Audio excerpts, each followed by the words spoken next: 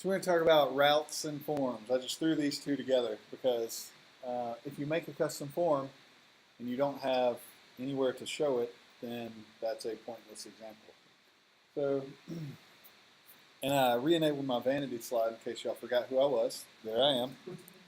I'm Jonathan. I have a Twitter. Okay, so here's what we're going to cover. If you're coming from Drupal previous 7654, there used to be this specific hook called hook menu that did a whole lot of stuff. So we're going to talk about what happened to hook menu. We're going to talk about YAML again. So I hope by the end of today, I hope y'all say like, I think I get YAML because I just studied it for 8 hours. So we're going to talk about YAML again and how it relates to these various things you can do. We're going to talk about routing to controllers, which is another one of these fancy words that we're going to demystify. And we're going to talk about routing to forms. So first off, what happened to hook menu? So back in Drupal 7654, hook menu was one of those hooks where if I were to implement it in my wacky module, it would be called function wacky menu. And it used to define tons and tons of things. It would define the page URI, so where a route, it would define a route, a URL you could visit. It would multiple different types of links. So it would put a link in the menu system, or it would add a new tab on the top of a certain page, or it would add a new action, which is just a different type of link within Drupal. Drupal's got like half a dozen types of links, which isn't that important, but just know. It would define the callback for the route. So once you visit the URL, what function is then executed. It defined file loading for the callback. So if the callback's in some other file, it handled, you had to type that into hook menu. And it would also do access control. So this one hook, you would return an array full of just tons of information, which is officially too much. So in Drupal 8, what we've done is they. Well, I was not helpful in the development of Drupal 8. So what they did in Drupal 8 was they replaced a whole lot of hook menu with different YAML files. And they did that primarily along the delineation of menu types. But what we're going to see is that almost all of these have become very small, very simple files in their YAML. And so the syntax should be very familiar to us. So all of these, any type of route you can visit, will be defined in our routing.yaml file in our module. And if you want to define additional links or tabs or actions that relate to certain parts of the system, then we'll do those in different YAML files also. So this is what happened to hook menu. This matters if you're from Drupal 7. It doesn't matter if not. So if you're not coming from Drupal 7, know that we can define lots of different types of links, and we can make custom routes in a routing.yaml file. So here's what a routing.yaml file looks like. This is actually taken from the Node module.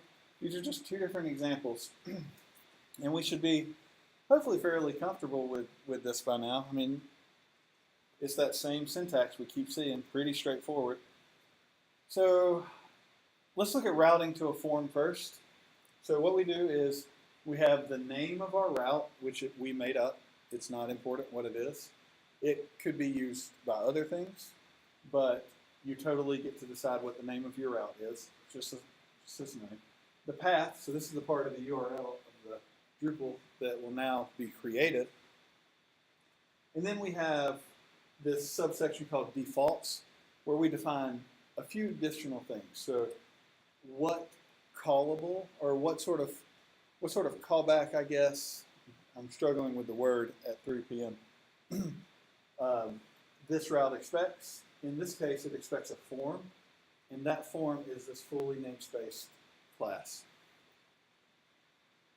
You can also, as part of the defaults, provide a title for that route, and that'll appear on the page when you visit it. So there could be a title right here. And additionally, we define requirements for this route. So by default in Drupal, no route is accessible unless you add a requirement that grants access in some way. So for this particular one, the only way you can visit this URL and get through is if the current user has the permission administer nodes. So some of these things have underscores, and I'm not 100% sure why, but I can make a pretty good guess, I think. And if you know why, and I make the wrong guess, just save it for later. Don't embarrass me. Not in front of everybody. So I think basically what we're dealing with is we're dealing with Symfony's routing system, but we've added a layer of Drupalisms on top of it. And wherever you see like an underscore property, chances are that's something that Drupal added to Symfony's routing system. And so that's why it's a little different. So routing to a controller, which we'll demystify hopefully very soon, is the same. We have a route name, we have a path, we provide some default values such as the title and a controller. And the controller, I'm really going to tear that word apart. The controller is just a fully namespace callable. So a callable in this case is a namespace class method. Method name. This could be a function name. Doesn't have to be a class. Doesn't have to be a class method. You would, yes. Just real quick. Sure. Would that be what Symfony is calling an action? Is that the same thing? It might be, yes. I haven't actually made a just raw Symfony route. Have you? I mean, yeah, I haven't. I think that might be what Symfony calls an action. Okay. But that's not important. Well, in the general sort of vocabulary of controllers, a method on a controller is called an action. Yeah. So it would make total sense that Symfony would call that an action. Oh. Yeah. And that's sort of in the jargon of model view controller, the pattern. So here's some other options, which I have no idea what this does. Doesn't matter. But importantly, we did require an access control requirement, and the node module must care what this means. Generally, if we write our own custom routing, we're probably going to rely on a permission 99% of the time, because permissions are pretty easy to set up and control in Drupal. This is just a little bit of what the YAML file looks like. So here's what a links YAML file looks like. It is literally 3 lines long to make a link to the node add content page. So we have our link name, which is just whatever we made up. We have the title of this link that'll appear as a part of the menu system, and then we name the route that this link goes to. I used this as an example late, and I was like, well, that's unfortunate. And then I had to note that the link name and the route name are the same, and that's a coincidence. And it's an unfortunate coincidence for an example. But just know that the link name can be whatever you want. The route name can be whatever you want. The only thing that's important is that the link points to the route by name. And that's what tells the system that this link goes to this route. And all the links.whatever YAML files basically work the same way. This is links.menu, so links.task is going to look a lot like this. Links.action is going to look a lot like this. You're going to name a link, you're going to give it a title, and you're going to point it to the right route that this link belongs to. Any questions on more YAML? Y'all feeling like YAML's under control? You good with that? Yeah. Excellent. Okay, routing to controllers. Let's look at a controller. Controller is a fancy word that means, in this case, a class with a method that generates output for a user. The controller base. So here's my example. I've got some class that I put in the namespace that relates to, its folder, because PSR4.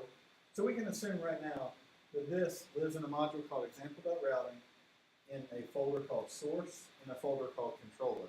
And the file name is somepage.php. So this somepage.php extends controller base, optional, totally unnecessary. Controller base has some nice helpful methods that you can make use of in your controller. But I really want to stress that the route's controller just needs to point to something that can be executed, a callable, if you will, in PHP.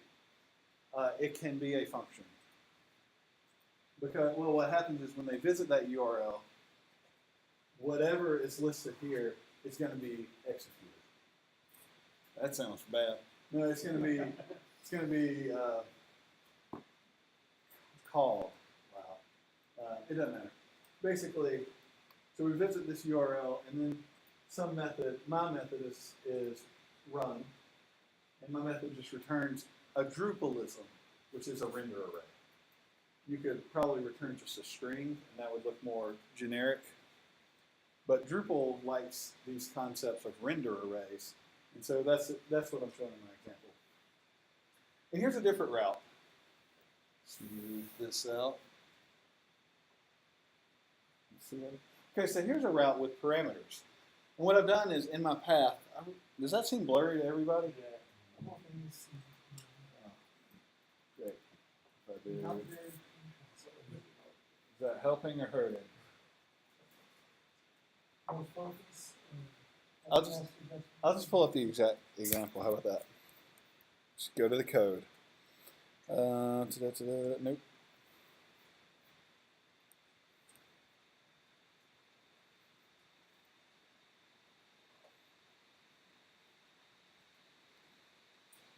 Here we go. Okay. So here is an example with parameters. So the route name is sort of just whatever we want it to be. I always make silly stuff to prove that point. And then in the path, I put these little curly braces with the name of some parameter. So here I have two parameters. The base path is my dash parameters, and then we have some name, and then slash some title. And I tell it the controller is this big class name, some page, and I'm going to send it to the method on the controller called with parameters. The permission for this route is access content, which is almost every user. So let's look at that route, that controller rather. So by defining these parameters, by writing my path this way, I have told the system to pass whatever is sent in this place into my method as this first parameter. Whatever is after the second slash is passed into my method as the second parameter. So I've created a dynamic route that is incredibly useful. And we can share that. I'll sort of explore this a little more. Let's just go ahead and enable this module. What do you say?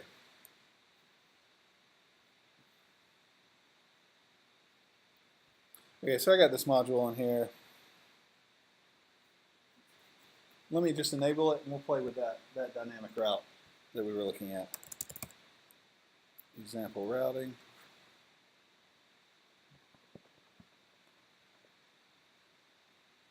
Okay, and so while that's loading, the path is my parameters, and then some word, it's going to be like whatever the first thing is the second thing. And so I believe I was prepared with this example. Yeah.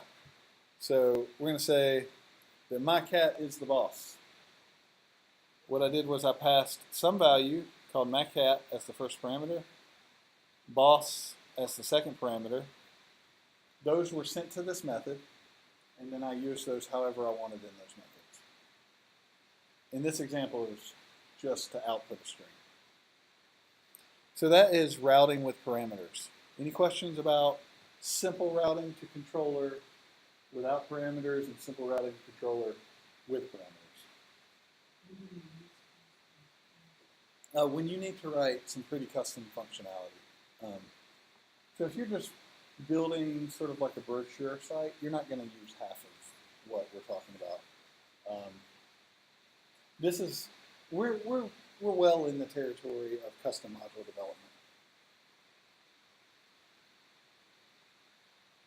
A search where you want to pass a search value, search strings or something like that, or a menu system, and you break down your passing information to the system so it knows where you're going. But you Oh. pass multiple variables to Yeah. I'm sorry, did you just want a more practical example than making my cat the boss? Because okay, sure. So let me just pick something like okay, it's late.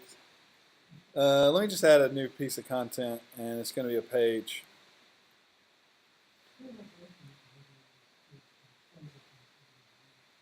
Yeah. Well, I'll show you. So I'm just going to type out this great new page, my new home page for my business. I'm going to sell some products. So if you look at the URL here, node/1, this is a dynamic route. And if I click edit, then this has become node/1 edit. If I had 50 nodes and I visited node/50 edit, then this is an example of a dynamic route.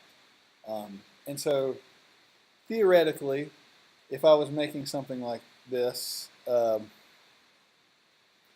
I would say, let's say that this is node ID and action. I mean, this is just going to break, but I won't save it or reload it. But theoretically, if I was writing that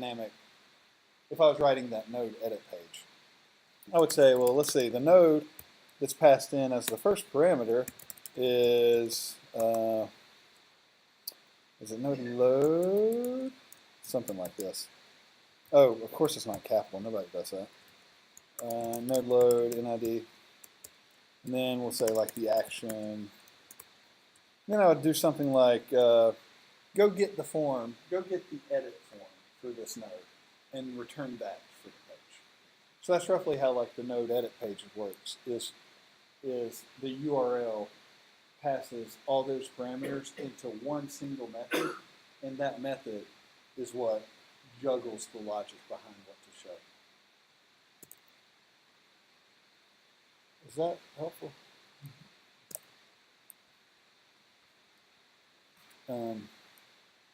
Yeah, but also, I mean, you can just make your cat really cool, or you can make yourself really cool. Check that out. That's the much more practical way to do it. So that was blurry. Let's see where we are now. That's routing the controllers. Routing the forms is very similar. But instead, it's still blurry again, huh?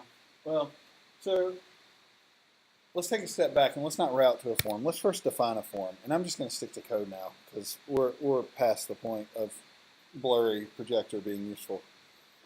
So I'm going to make a new form in my module. And I did that by making, inside of the source folder, I'm just going to keep all my forms together because it's convenient. I make a new folder called form. And I've made a new class called SumForm. And because of PSR4, I've set the namespace for this class to be Drupal example routing, which is the name of my module, /form, because I put it in the form folder. My class name is SumForm. It extends a class provided by Drupal, the form base. Now, in the case of, I told you controllers have a controller base, and that's optional. It's useful, but it's optional. But in the case of forms, the form base is required for your form to work at all. So if you look at any of these, so like the form base, it's just got a bunch of useful functions in it. like get the request, stuff like that, stuff that you may use, but you may not. What's important though is that we implement this, a few methods here. First is the get form ID. So that says my new custom class form has the form ID of whatever I return here. And so I returned a silly string, so that's obvious that I made it up. So my form's ID is my awesome form, why don't you? And I should also implement the class, I'm sorry, my vocabulary's going nuts.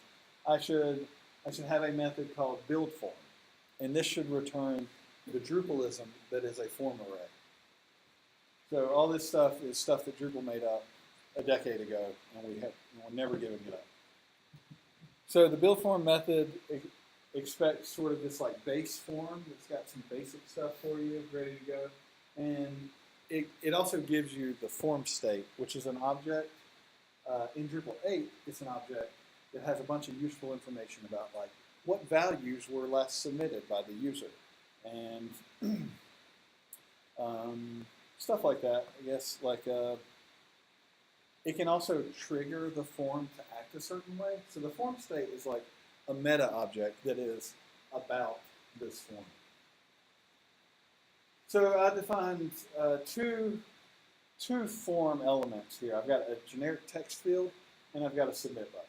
And that's all my form does. Now I've also implemented one last thing. How did that happen? There we go. I've added one last thing, and that is a submit form method. Okay? So I've got three things that are important here. One, the name of the form, which we call the form ID. Two, the form's array, which is what is the form. This is the form's output. And three, what happens when the form is submitted. And that's my form class. And if I were to, just by example, if I were to delete all of these things and starting fresh, say I just wrote this form for the first time, well, you can see I got a squiggly red line. That means I did something wrong. And there's a pretty good chance that PHP Storm will add those three things for me. So let me just undo that. And yeah, so that red notice was like, you must implement get form ID. And the reason is because of a whole different part of object-oriented we didn't get into. But basically, form base forces me to implement these three methods. So I've got a form, but there is no way to use this form because I haven't put it anywhere on the site. So right now, you just got to trust me that this form totally works and it's the best form you've ever seen. So that we don't have to deal with trust issues, I'll make a new route and I'll point it at this form class. So here we are with right here. So I make a new route called my route to a form. The path is my-form.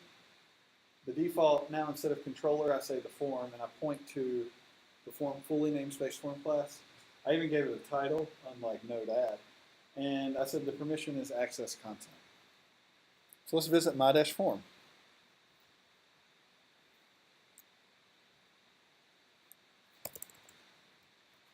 So here we are. I've got this form with a field. And whenever I type into this, hey, it's late. Who wants drum circles?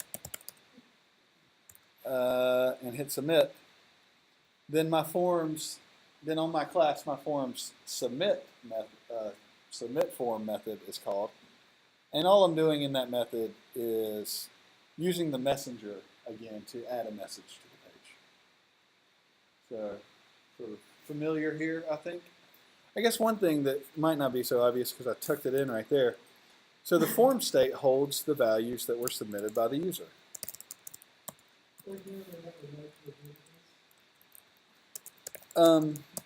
It would, so in the case of a custom form, like this, where I made it from scratch, I would have to choose to save that to the database. It's not going to automatically save to the database. But almost every form you run into on Drupal site, if you're building a Drupal site or using a Drupal module, behind the scenes, it's totally saving to the database. And there's mechanisms to make that easier for you, especially if you're doing something that is very common within Drupal. So, like if this were an entity form, it would be very easy for me to save that entity user submitted data to the database. With a block, with a block form, if your block has a configurable form, very easy to save it to the database. And I can show you that real quick. But it's a little different in each case. But not every form you write you want to save to the database.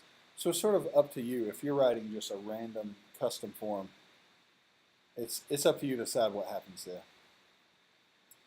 Just for an example, though, in a block form, to save whatever was submitted on that form, I just set this configuration array value, and Drupal takes care of the rest. But that's yeah. So so say this is a contact form, I would use the Drupal mail service to just send an email, and I may not save this data at all. Just fire that email right off. Not every form necessarily must save to the database. So that's routing to a form. And there's one more. So since we're in routing land, we're in Symfony land here. So Symfony controls the router. Symfony has the HTTP. Symfony component is the router. Symfony component is the HTTP kernel, and therefore we have the flexibility that Symfony brought to us, which is a half dozen different types of responses. So when we are looking at a normal page in Drupal, the response from the web server to the browser was that of an text/HTML response type. But we can respond of other types too. That's the default, is HTML is the type of response we're going to send back. But it's pretty easy to send back a response that is of different formats, such as XML or JSON, depending on how you pronounce it. And so I made a little path here that just routes to the same controller, but a different method that returns a JSON response. And so let's see what that looks like. I'm just going to say my JSON. And now if something were to hit this URL, they would get a fully prepared and ready to go JSON response. It even has, here's what it looks like raw. Here are the headers. Boom, ready to go, complete, absolute working JSON response. And the way I did that was in this method, which is not there, but here, I just returned a new JSON response object with whatever data I wanted to be sent back. And this is a Symfony, part of the Symfony component. Symfony component, HTTP foundation JSON response. So there's also built into that is XML. The default is HTML. And there's probably, I don't know if there's more. Surely they don't have SOAP. Well, that's just XML. Yeah, but yeah, so if you want to write a bunch of custom JSON endpoints, it's that simple. So you can have parameters, you could have a URL with parameters, you could load a node, you could pack that node up into a JSON response and say, here's your endpoint. Any questions or thoughts? Sweet. All right. I feel tired. I'm not claiming y'all feel tired. Y'all are probably ripping, ready to go. Where are we? Example routing the form. Okay, so yeah, we got this little links. Oh yeah, so I enabled that module. I've got a link Yeah, so I can show that. So we're going to look at links, and that'll be the last part of that slideshow. So as a part of this module, I have a file called examplerouting.links.menu.yaml. What I've said is that define a new menu link, dear Drupal, and I'm going to name it whatever I want to name it. That's none of your business, Drupal. I'm going to give it a title of what I want that link to say to the end user.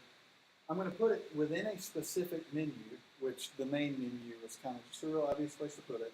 And then I'm going to tell you that this link goes to whatever the path is for this route. And I named this route based on one of the routes in my controller, which I think is my module some route name to page. That is going to be the generic one. So if I look at Drupal, and we've probably already seen it and just ignored it, here is that link. A link to one of my pages. That link is provided by this YAML file. A link to one of my pages.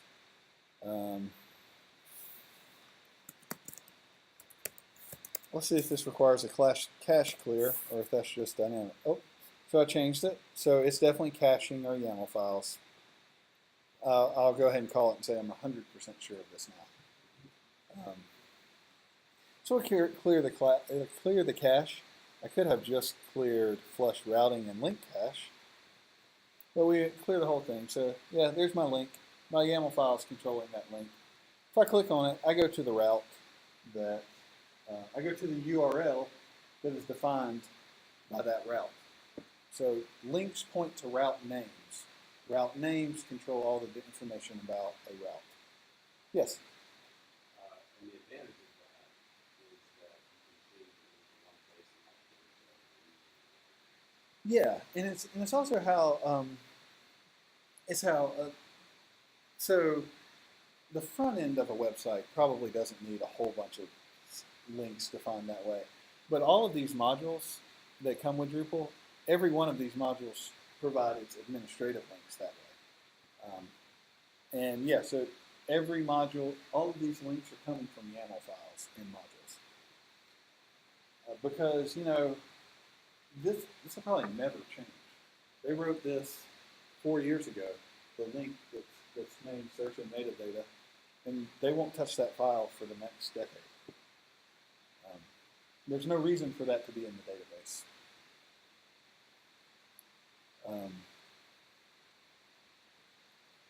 Yeah. So that's the links. I just threw that in there for a little extra YAML. And everybody's missing YAML.